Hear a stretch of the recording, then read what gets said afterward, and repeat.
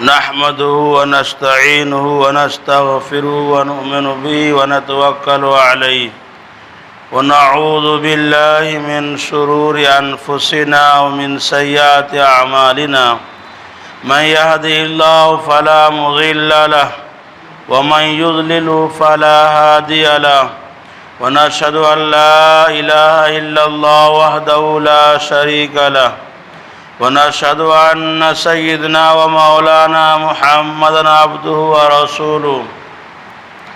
وصلى الله تعالى عليه وعلى آله وأصحابه وأزواجه وآل بيته أجمعين أما بعد قال الله تبارك وتعالى في القرآن المجيد والفرقان الحميد أعوذ بالله من الشيطان الرجيم بسم الله الرحمن الرحيم الحج أشهر معلومات فمن فرج فيهن الحج فلا رفث ولا فسوق ولا جدال في الحج وما تفعلوا من خير يعلمه الله وقال الله تعالى في موضع آخر وعلى الناس حج البيت من استطاع إليه سبيلا ومن كفر فإن الله غني عن العالمين صدق الله العلي العظيم وقال النبي صلى الله عليه وسلم الحج المبرور ليس له جزاء إلا الجنة أو كما قال عليه الصلاة والسلام۔ بزرگوں اور مسلمان بھائیوں، اللہ تبارک و تعالیٰ کا لاکھ لاکھ شکر احسان ہے کہ اللہ تبارک و تعالیٰ نے ہم سب کو ایمان کی دولت سے نوازا۔ مزید اللہ کا کرم اور احسان یہ ہے کہ اللہ تبارک و تعالیٰ نے ہم سب کو جمعہ کی نماز پڑھنے کے لیے مسجد میں حاضری کی توفیق عطا فرمائی۔ مسلمان بھائیوں، حضور اکرم صلی اللہ علیہ وسلم نے ارشاد فرمایا بنی الاسلام علی خمس، اسلام کی بنیاد 5 چیزوں پر ہے۔ اسلام کی بنیاد 5 چیزوں پر رکھی گئی ہے۔ گویا کہ اسلام کا 5 ستون ہے، 5 پیلر ہے، 5 جو ہے اس کے 5 پیلر ہے اس کے۔ یہ پیلر جتنا مضبوط ہوگا اسلام اتنا ہی زیادہ مضبوط ہوگا۔ اس پیلر کو جتنا زیادہ مزین اور مضبوط کیا جائے گا اسلام اتنا ہی زیادہ مضبوط اور مزین ہوگا۔ وہ 5 چیزیں کیا ہے؟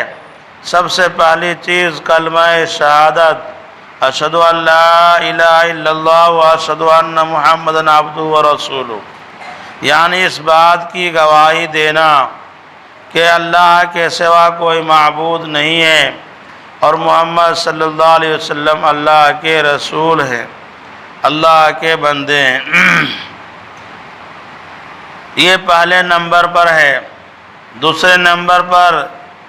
اقامت الصلاۃ، نماز قائم کرنا، کہ جب انسان کلمہ پڑھ کر اسلام کے اندر داخل ہو جاتا ہے پھر ان کے اوپر 5 وقت کی نماز فرض ہوتی ہے۔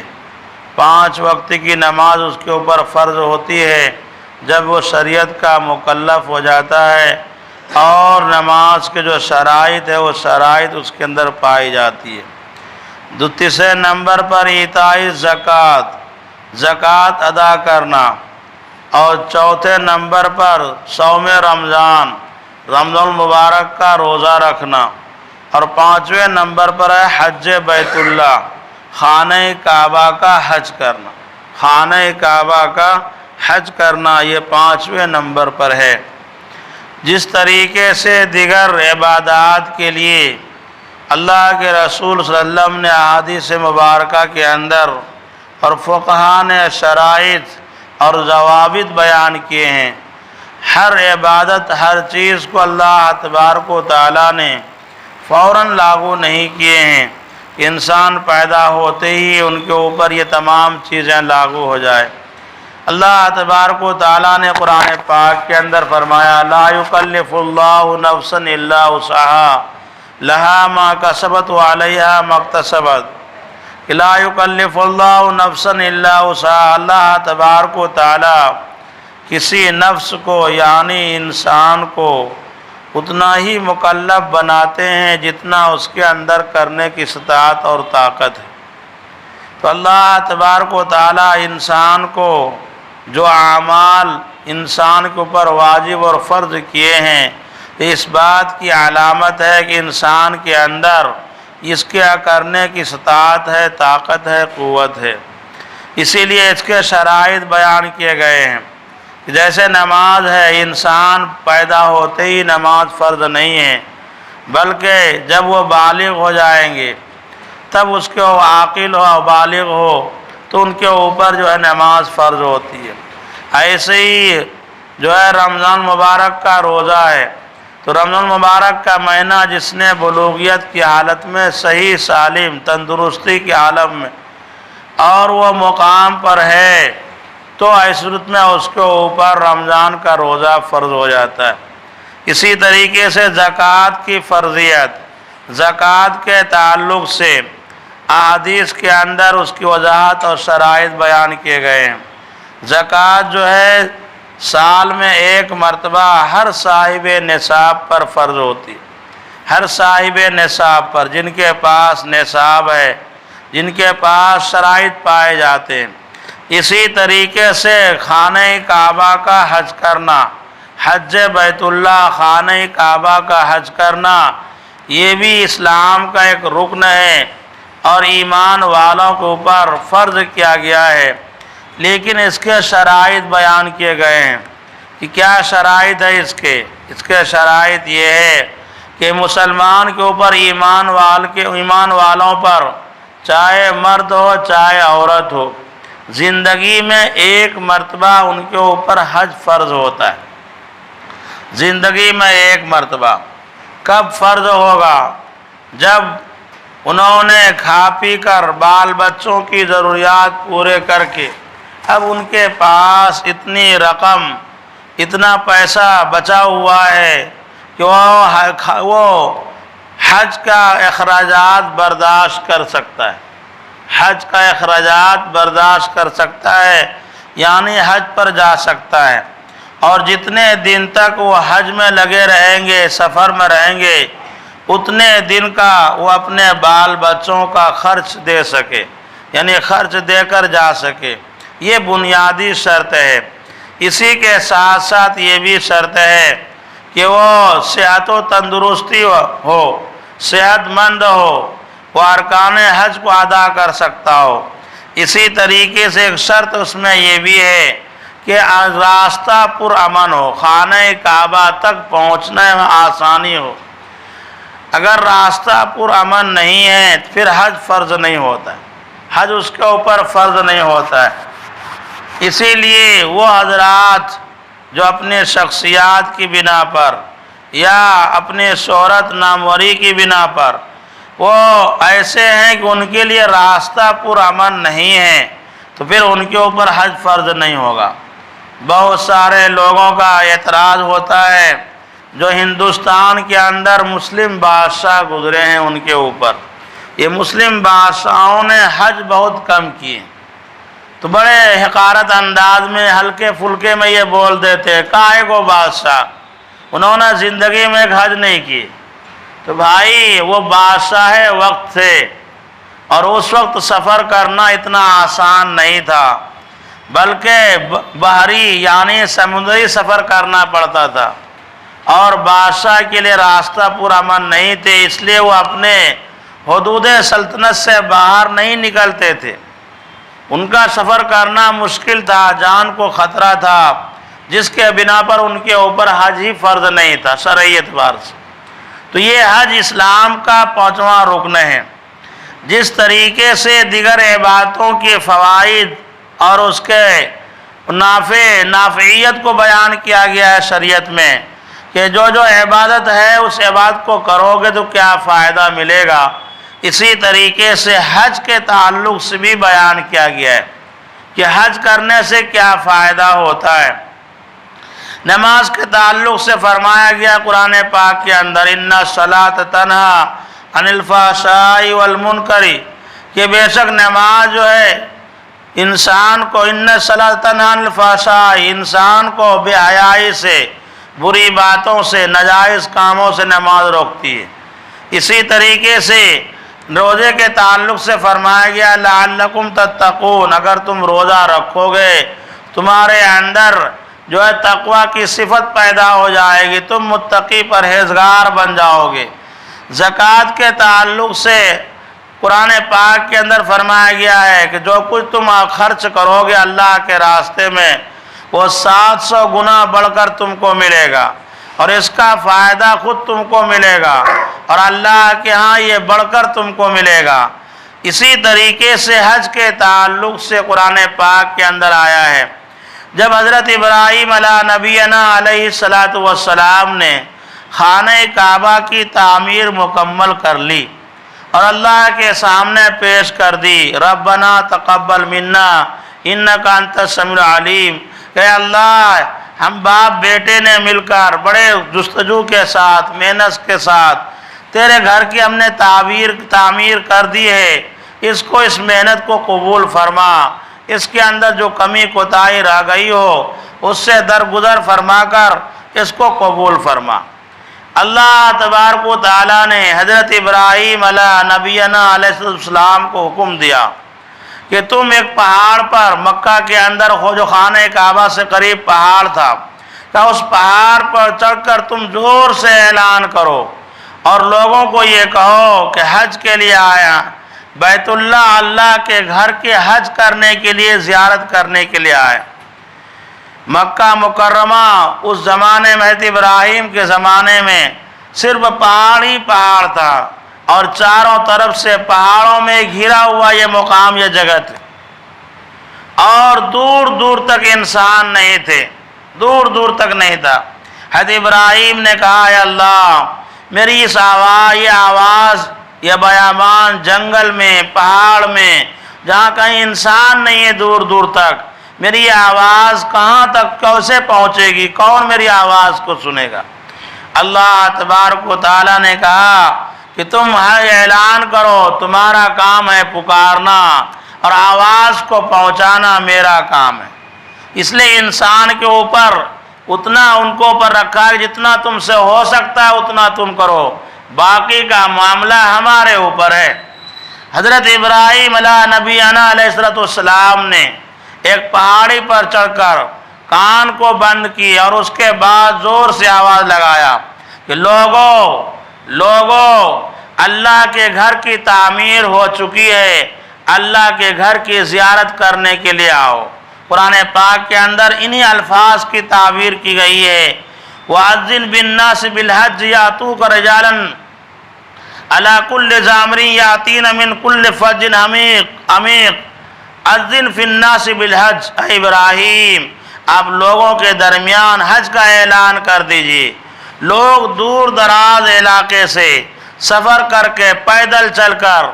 اور اونٹنیوں پر سوار ہو کر لوگ دور دراز ایک علاقے سے بیت اللہ کا حج کرنے کے لیے آئیں گے،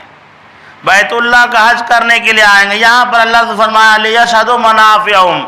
تاکہ وہ اپنا فائدہ اٹھانے کی جگہ کا مشاہدہ کر لے۔ یہاں پر فائدہ اٹھانے کی یہ جگہ ہے بھائی، یہ حج جہاں پر کیا جاتا ہے، یہاں پر حج ادا کیا جاتا ہے، بیت اللہ، مسجد حرام، صفا مروہ کی پہاڑ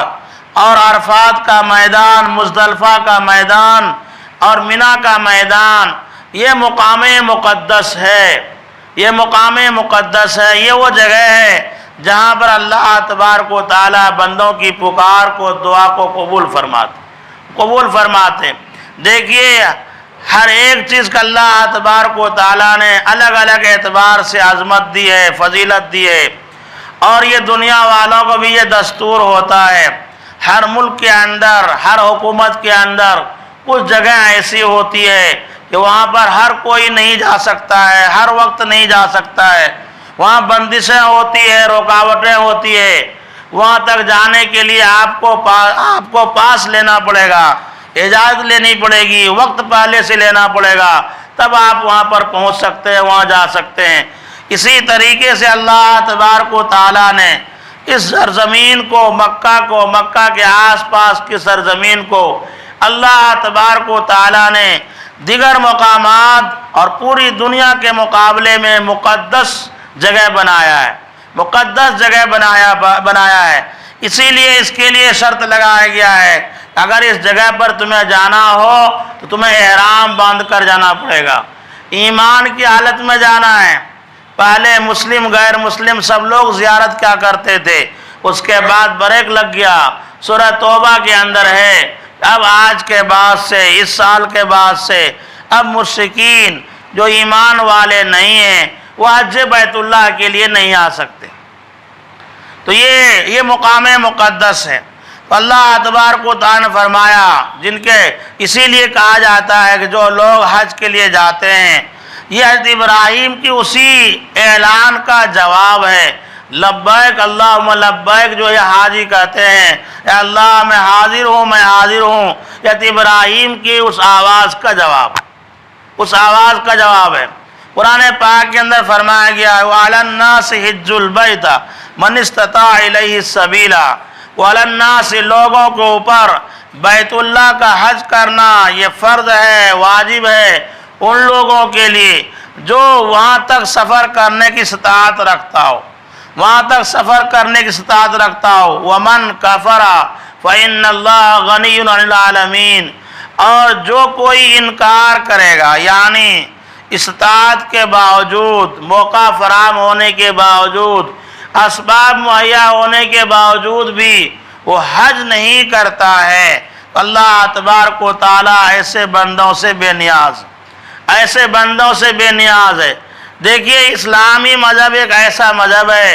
جہاں پر انسان کی رہنمائی کرتا ہے کہ جہاں پر ظاہری اسباب ختم ہو جائے وہاں سے اللہ تبارک و تعالیٰ کی مدد شروع ہوتی ہے۔